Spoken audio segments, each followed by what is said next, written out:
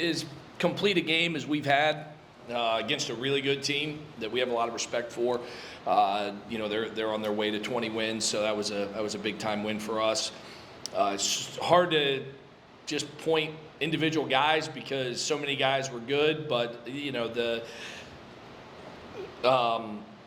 seniors that we have deserved to go out on a great note because of the great, not just players, but people they are. I mean, you're talking about multiple MBAs, never get in trouble, get 3.2s, 3.3s, 3.4 GPAs. They're all about the team. Haven't had one of these seniors want to talk to me one time about playing time, shots, stats.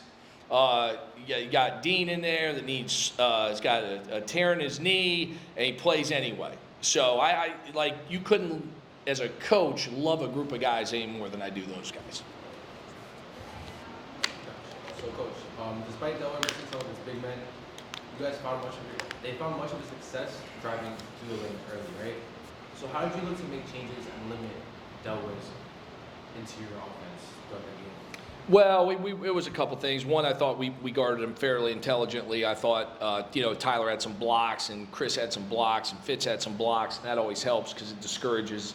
But their personnel, they're a dribble drive heavy team, and we happened to catch them on a night where they didn't make threes, so that helped things too. Gotcha. And Delaware got off to a hot start in the second half. So why do you think the Blue Hens were able to find so much success early on in the second half? Well, we had a couple horrible offensive possessions. I mean, we turned it over, and we missed awkward possessions. We went a lot of flow to them at times, and they were 5 for 5 from the field to start second half, but 2 of them were transition, and I think 1 was a putback. So it was really only scored against half-court defense twice. We just couldn't get them in the half-court because their best offense was their defense because of how we were executing. So I think that had a lot to do with it. And then lastly, after that Blue Hens run, Aaron and Tyler began to heat up as the team began to control the tempo of the game. So what changes did you make, or what did you tell the guys during the timeout to basically inspire this 23-5 run? Absolutely zero. I wish I could come up with something to say that would inspire players. That's not how it works usually. But I think, listen, they're just really good offensive players. And they both happen to catch a heater one after the other. Aaron drilled, 4 or 5 shots in a row.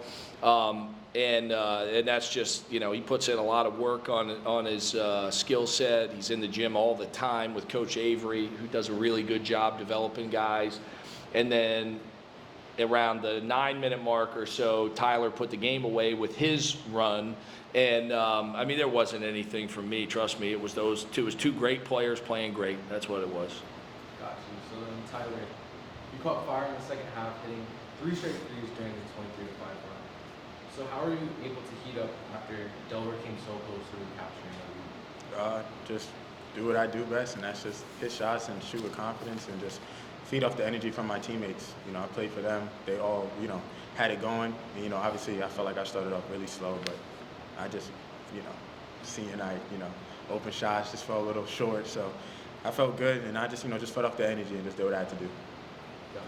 And then you were automatic from deep as you hit 5 threes during that stretch in general. So how were you able to get in such a good rhythm, especially in the second half too? By having players who could create and, wreak havoc against the defense.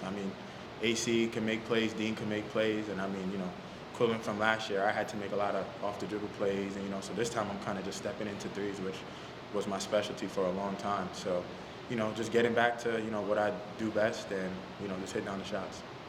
Got you. And then lastly, on senior day, last game of the regular season, so in front of an electric crowd, how does it feel in your last game of Island with all of this? Man, it still hasn't hit me yet. I feel like I'm emotionally there, but it's just not coming out. So we'll see how it goes when I see my fam upstairs. But I just know, we have some unfinished business, All that stuff could happen, and I hope it doesn't happen at all. But we'll save all the emotional stuff for the playoffs. But, we got 4 games to win day by day. So that's it. We're not done yet.